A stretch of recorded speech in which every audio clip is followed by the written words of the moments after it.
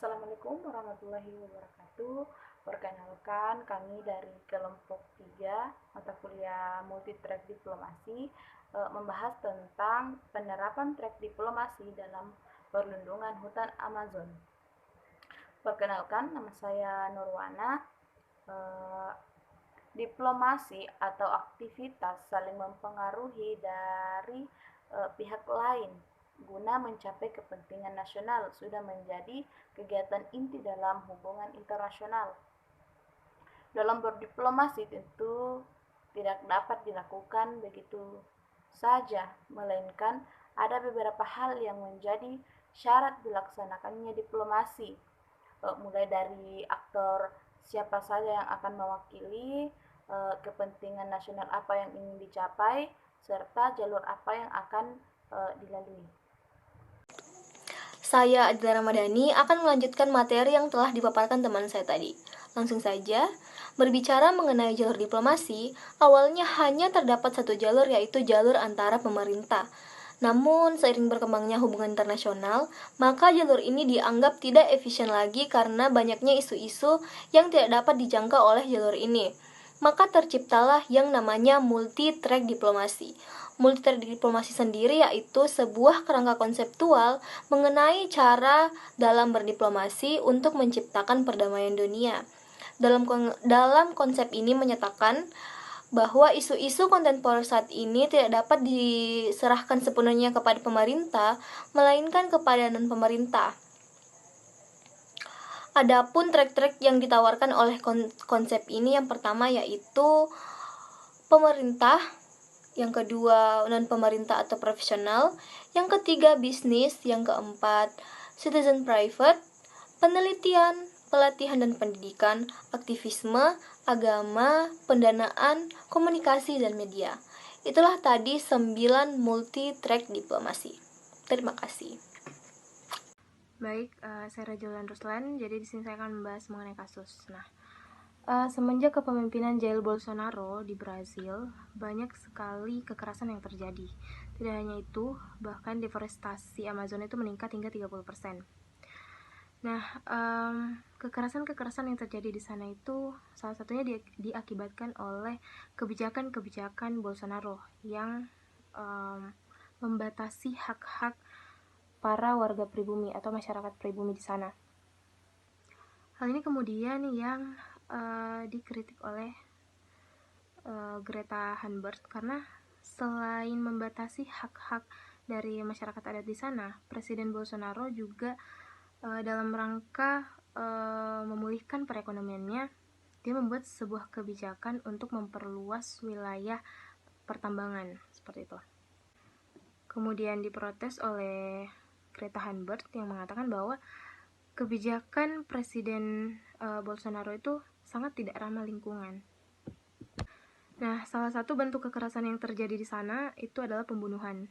Jadi telah terjadi pembunuhan seorang kepala suku yang bernama Amria Wajapi, seorang kepala suku pribumi di Amazon, yang kemudian menarik perhatian internasional karena menurut kesaksian dari orang-orang pribumi di sana, masyarakat di sana, bahwa kepala suku mereka itu dibunuh oleh orang-orang non-pribumi yang datang ke sana.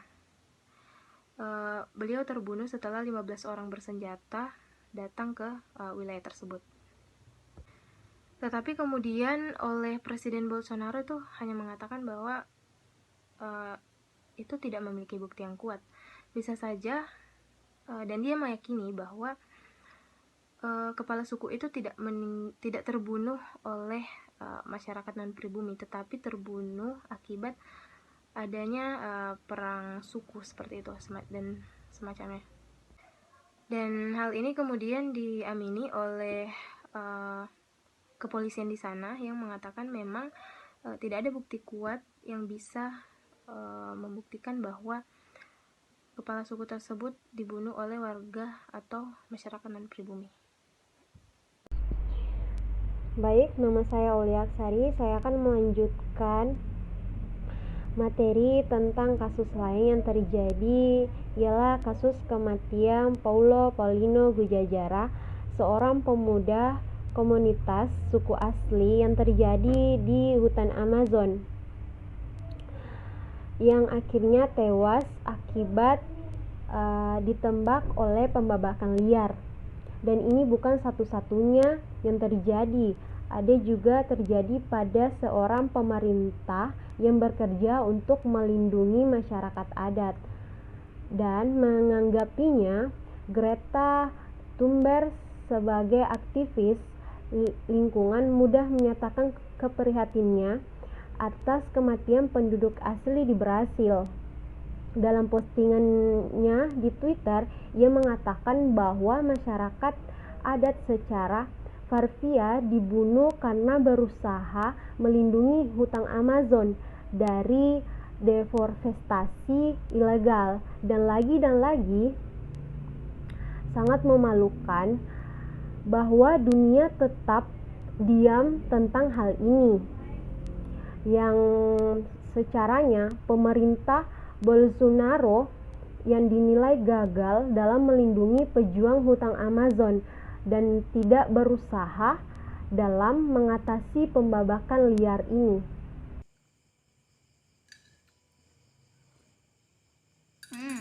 Sorry. Oke, sampai di mana tadi? Oke, saya di Irma, saya akan tunggu. Pucat. Biar enggak pucat. Oke. Langsung saja saya akan membahas mengenai trek apa saja yang dilalui dalam kasus ini. Jadi untuk upaya perlindungan hutan Amazon ini sempat melalui beberapa trek diplomasi. Yang pertama yaitu trek aktivisme.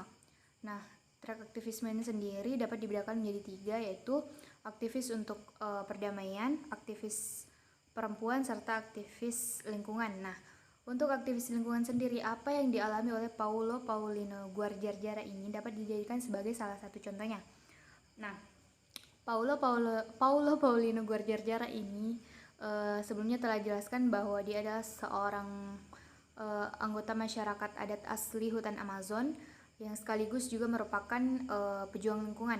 Jadi dia ini berjuang untuk mempertahankan lahan mereka yang mulai dirambah oleh para pembalak liar. Nah, apa yang dilakukan oleh Paulo ini dapat patut diapresiasi karena dia betul-betul bertaruh untuk mempertahankan hak-hak mereka agar bisa hidup tenang di wilayah mereka. Hal tersebut itu dapat dibuktikan dari upayanya membentuk sebuah kelompok yang bernama Guardian of the Forest, di mana Guardian of the Forest ini dibentuk untuk melawan para kartel-kartel liar, para kartel-kartel pelaku pembalakan liar ini. Nah, selain itu, Paulo ini juga dapat dikatakan sebagai pejuang lingkungan yang sesungguhnya karena ia sampai bertaruh nyawa. Dia itu tewas dalam perjuangannya melawan pelaku pembalakan liar tersebut. Jadi dia itu ditemukan tewas dengan luka tembakan di kepalanya setelah adanya penyerbuan dari 15 orang pasukan bersenjata. Ini saya akan melanjutkan materi dari teman saya, yaitu mengenai kasus hutan Amazon. Ternyata dalam kasus tersebut tidak hanya aktivis Paulo saja, melainkan ada aktivis cilik yang berasal dari Swedia yang bernama Greta Thunberg. Greta Thunberg ini berani mengkritik Presiden Brasil saat itu yang bernama Jair Bolsonaro. Ternyata terbunuhnya masyarakat hutan Amazon tidak karena adanya konflik antar suku, melainkan adanya pembalakan liar. Karena pada saat itu ada kebijakan presiden yang menyatakan bahwa presiden tersebut tidak ramah lingkungan, sehingga tidak ramah lingkungan karena membolehkan perambahan hutan Amazon yang makin dalam, bahkan hampir menyentuh wilayah pribumi. Kritikan tersebut disampaikan ke publik dan tentu saja presiden ini tidak menerima akan hal itu dan menyatakan bahwa Greta Thunberg ini merupakan anak yang nakal. Perkenalkan, nama saya Rizky. Saya akan melanjutkan materi tentang penerapan track diplomasi dalam upaya perlindungan hutan Amazon. Nah, selain track aktivisme, dalam kasus ini juga terlibat track media, di mana media sangat berperan penting, terutama dalam memanipulasi berita tentang tewasnya masyarakat suku asli hutan Amazon, di mana Presiden Brazil dan petinggi-petinggi lainnya mengungkapkan bahwa bisa saja tewasnya masyarakat tersebut karena konflik antar suku. Nah, selain itu, media juga berperan ketika Paulo mengungkapkan fakta yang sebenarnya tentang apa yang terjadi di hutan Amazon. Tepatnya ketika Paulo mengungkapkan pada kantor berita Reuters bahwa saat itu sedang berlangsung atau sedang terjadi pengerusakan lingkungan yang membuatnya khawatir tentang keberlangsungan hidup anak cucu mereka, yakni banyaknya pohon-pohon yang ditebang secara membabi buta dan kemudian diangkut keluar dari hutan Amazon.